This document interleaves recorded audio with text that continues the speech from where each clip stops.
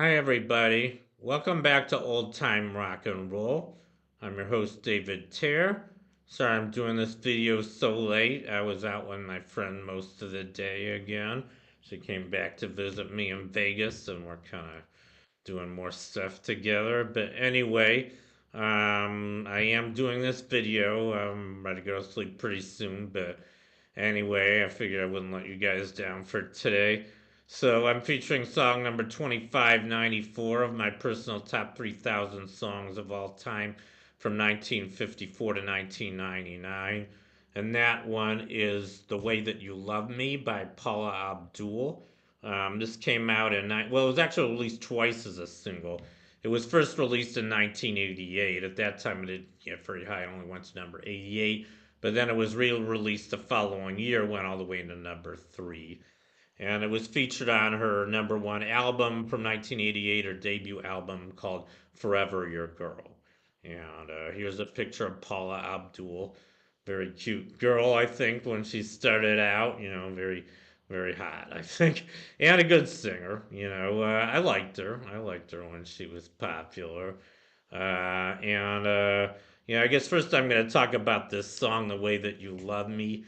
It's not my favorite song by her. It's an okay song, but I think it's a little bit. I just think it's a little bit hypocritical. I mean, she's saying that it's not the thing. It ain't the places we go. It ain't the things that you do. It's not the things that you buy. It's the way that you love me. But she goes more on about all the riches he has, all the places he goes, all the people he knows, all the things that he buys. She can't get enough of talking about all that. His Lear jets, his all the famous people he knows, and all the trips they've taken together, the French Riviera, the Bahamas, Monaco. They've lived it up together. They've done everything you could possibly do, which is more than 99.9999% of the people in this world are able to do. So she's saying it's not all those things, it's just the way that you love me. Well, that's how she really felt. She should just give it all away. Maybe she should meet some homeless guy on the street and find him to love her, if that's all she cares about. So I don't believe what she's singing in this song, and I don't think she did either. But it's not a bad song. I mean, I guess I critiqued it pretty harshly, and she was very sexy. I remember the video. The video is very sexy. She shows off her legs. She shows off her nice wardrobe and all this, and she does look very sexy. And then she has a nice, sexy voice too, so you can't deny any of that. So anyway, I like her for all that. I guess I just don't really like the content of this song, which is why I rated it kind of low, even though we went all the way to number 3. But anyway, so I guess I've said enough about this song. Now I want to talk about her, Paula Abdul. So, she had a very, very successful career, and I guess she's still going. She was born the same year as me, actually. She's only a few months older than me, I think. She was born in 1962. I was too. It's too bad. I guess we didn't meet 40 years ago, but I don't think I would have gotten anywhere with her anyway. So, why cry over spilled milk, right? But anyway, no, I mean, she was from San Fernando, California. That's where she was born. She was an LA girl, and I lived in LA too. Not, I lived in LA mostly in the early 2000s. When she was already a big shot. But I mean, she's been active in music ever since 1978, and her career started out at age 18. She started out as a Laker girl, an LA Laker girl. She was a cheerleader for the LA Lakers. And then shortly after that, she was discovered by the Jacksons, and then she started choreographing music for Janet Jackson, who was another very hot and also very popular young, singer. Sister of the Jackson Five. I guess not as young as her, but very, very another very, very successful singer and choreographer like her. And I guess they kind of, did a lot of choreography together. And then I guess later in the 80s, she was signed by Virgin Records, and her first album was the one I already mentioned, Forever Your Girl. And this went to number 1, and it had several hits on it.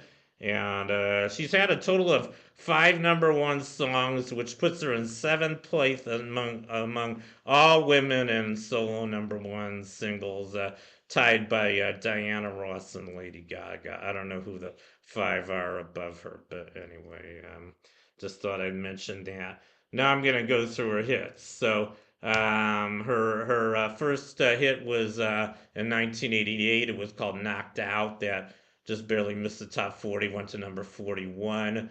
Later that year, she had "It's Just the Way That You Love Me," the one I'm featuring today, which I guess first went to number 88. Then the following year went to number 3. Then she had her first number 1 at the end of 1988. That was called "Straight Up." And then she followed that up with, I think, total of, yeah, I think I had the number ones wrong. She had 6 number 1s actually. So in 1989, she had 6 consecutive number 1s, which is, I think she tied the Beatles in consecutive number 1. She was beat out by Whitney Houston, unfortunately, but pretty great accomplishment to have 6 consecutive number 1s. First recording artists to do that were the Beatles, I believe in 1965 and 1966. But not very many other artists have done that, but she did. In 1989, she had "Forever Your Girl," which went to number 1, "Cold Hearted," which also went to number 1, "Opposite Attract," that Opposites Attract along with "A Wild Pair," that also went to number 1. In 1991, she had "Rush Rush," which went to number 1. Finally, she had "The Promise of a New Day," which I believe was her last number 1, also in last consecutive number 1. And then she had "Blowing Kisses in the Wind," which only made to number 6. And then "Vibology," which went to 16. And then in 1992, she had "Will You Marry Me," which went to 19. In 1995, she had "My Love Is For Real," which went to 28. And "Crazy Cool," which went to 58. In 2008, she had "Dance Like There's No Tomorrow," which went to number 62. In 2009, she had "I'm Just Here for the Music," which went to 87. So those were her hits. A lot of big hits, including, like I mentioned, 6 consecutive number 1s. So very successful recording artist. I just want to say one more thing about her before I get off. Um, she did some advertisements I remember for Coca-Cola along with Elton John in the early 90s, and they were pretty cool ads. I mean, I remember a couple of them on TV. They did some pretty amazing ads, at least for the early 90s. I thought they were pretty amazing. I think they used CGI to splice them in with some famous movie actors and actresses from the 1930s and 1940s.